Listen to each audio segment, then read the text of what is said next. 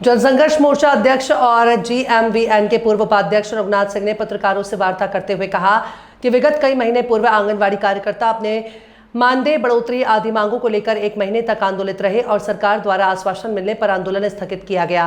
आंगनवाड़ी संगठन और शासन के मध्य हुई वार्ता के क्रम में हड़ताल अवधि का मानदेय न काटे जाने यानी विशेष अवकाश में समायोजित किए जाने और मानदेय बढ़ोतरी का आश्वासन दिया गया। काबिले गौर है कि मानदेय वृद्धि और अन्य मांगों का संज्ञान लेना तो दूर, निदेशालय द्वारा वर्कर्स का 10 दिन की अवधि का समायोजन किए जाने के बजाय मानदेय कटौती का फरमान जारी हुआ है, जो कि बहुत ही दुर्भाग्यपूर्ण है और एक तरह से वादा खिलाफी है।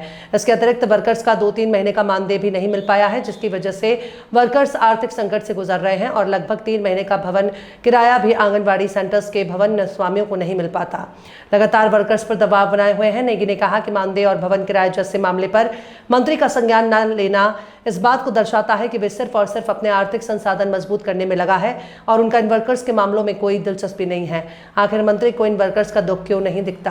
असल जो आंगनवाड़ी वर्कर्स है अपने मानदेय और अन्य मांगों को लेकर के 2-3 महीने पहले ये आंदोलित थी। लगभग 1 महीने तक इनका आंदोलन चला। उसके बाद सरकार के आश्वासन पे मानदेय वृद्धि और तमाम मांगों को इनको एक ये बना कि भाई आपका हम फैसला करेंगे, आपकी मानदेय वृद्धि पे भी हम चर्चा करेंगे।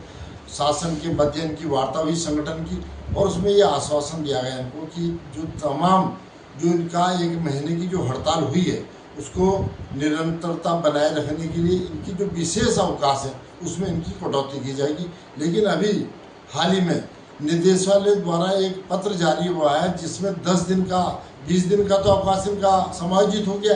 10 दिन का जो अवकाश है उसको इनके मानदेय से कटौती करने का फरमान जारी हुआ।